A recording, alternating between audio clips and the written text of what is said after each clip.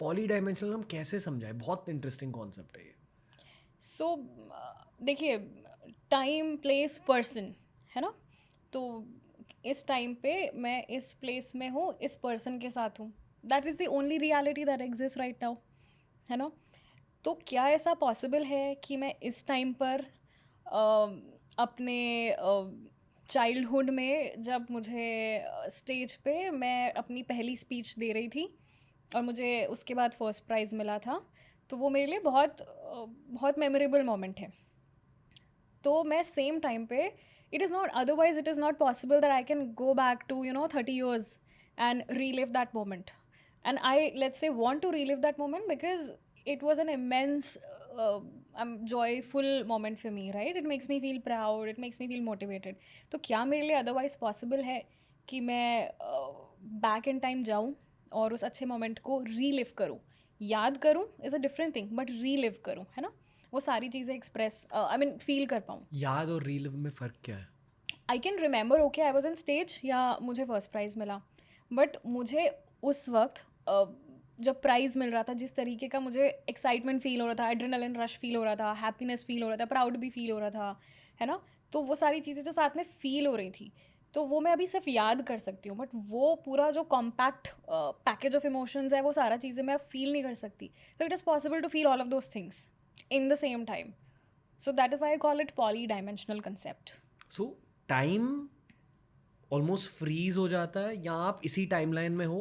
I would say time infinity हो जाता है, ओके, साइक्लिक। साइक्लिक हो जाता है. हो सकता है कि मैं 10 साल आगे जाके अपने आप को एनविजन कर सकती हूँ और सेम चीज़ फील कर सकती हूँ, राइट. तो the concept of time, the concept of space, that becomes infinity, boundless. Wow! कुछ क्रेजी एग्जाम्पल्स हैं कुछ केसेस के जहाँ पेशेंट बहुत क्रेजी प्लेस में चले गए? People have told that they have been to, a planet of love where love feels the entire planet. Sorry to interrupt Yeah. You, आप ये मानते हो कि ये उनका इमेजिनेशन है या किसी डायमेंशन में असली प्लैनेट ऑफ लव है? See, देखिए, मैं तो ये आपको बोलूँगी कि इमेजिनेशन भी बाई प्रोडक्ट है हमारे कॉन्शियसनेस का ही, श्योर, राइट. श्योर। तो अभी क्या है ना, जो भी हम न्यूरोसाइंस की बात कर रहे हैं, न्यूरोप्लास्टिसिटी की बात कर रहे हैं, these are all based on the studies that has been done on 1 और मैक्स टू मैक्स 1 to 5% और 10% ऑफ योर ब्रेन. तो रिमेनिंग 90% ऑफ द ब्रेन तो अभी भी हमने स्टडी नहीं किया. तो वी नेवर नो कि जो चीज़ें आप एनविजन कर रहे हैं, देख रहे हैं, जहाँ पे आप टाइम ट्रैवल कर रहे हैं, तो क्या वो चीज़ें आपके एक पैरेलल कॉन्शियसनेस का पार्ट है या नहीं है. तो nobody knows, because like I said, अभी पूरा ब्रेन कैसे वर्क करता है entirely, it has not been studied. Rewinding a bit to that dimension thing, तो ये प्लैनेट ऑफ लव आप कह रहे थे? Yeah, so people have reported that they see the entire planet, and it's a planet of love where they actually start, seeing love in the form of the physical objects. The objects are talking to them, and objects are in the form of their loved ones, things like that. So, like I said, it can take you to places which in unimaginable ways. But क्या हो रहा होता है actually? Brain में क्या हो रहा होता है? ये हीलिंग हो रही होती है किसी की?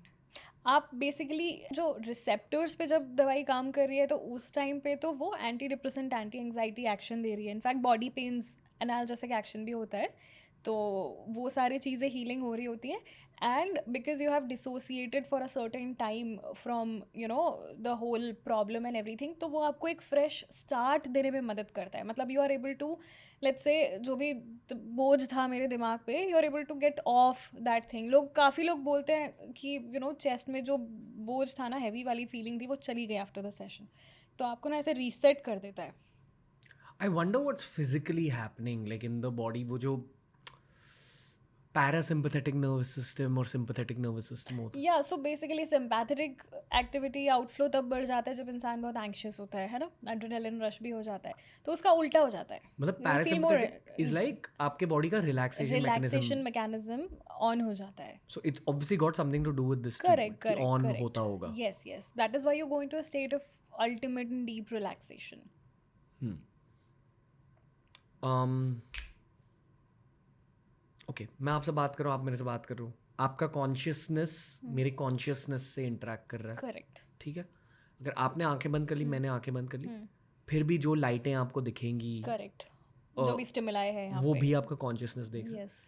इसी कॉन्शियसनेस के साथ आप, आई वोंट से खेल रहे हो, बट इसी कॉन्शियसनेस को आप हेल्प कर रहे हो आपके काम के थ्रू दूसरे लोगों के करेक्ट। दिमाग में। उस ह्यूमन कॉन्शियसनेस के बारे में आपने क्या जाना है, क्या होता है?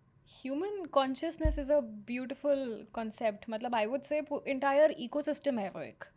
तो वो इकोसिस्टम होता है ना, जैसे एप्पल का एक इकोसिस्टम है, आप मैक ले लेंगे, आपका आईफोन है, सब कुछ सब अलार्म साथ में बज जाएगा, सब कुछ सिंक्रोनाइज्ड होता है, तो वो एक इकोसिस्टम है। तो इसलिए हमारी एक जो कॉन्शियसनेस है वो भी एक इकोसिस्टम है, वहाँ पे हर टाइप के इमोशंस है, हर टाइप का पोटेंशियल भी है ना। तो इट्स जस्ट दैट जो बहुत सारी चीज़ें सप्रेस हो जाती हैं, बहुत सारे रीजंस हो सकते हैं सप्रेस होने के, I am not allowed to express may be, इसीलिए हमने सप्रेस कर लिया, या फिर बहुत सारी चीज़ें कि मैं एक्सप्रेस किसको करूँ, कोई है नहीं मेरा सुनने के लिए, या पेरेंट्स को बताऊँगा तो लोग समझेंगे नहीं, या फिर लोग मुझे वीक समझेंगे। तो बहुत सारे रीजंस हो सकते हैं जब आप उन सारे इमोशंस को, थॉट प्रोसेस को दबा देते हो, है ना। तो वहाँ पे जो बहुत सारा सिस्टम है वो हमारा नम हो जाता है, इमोशनल सिस्टम जो है नम फील करने लगते हैं लोग, ठीक है।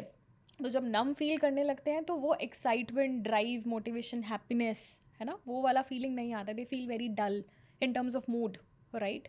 Nothing feels happy, nothing feels bright.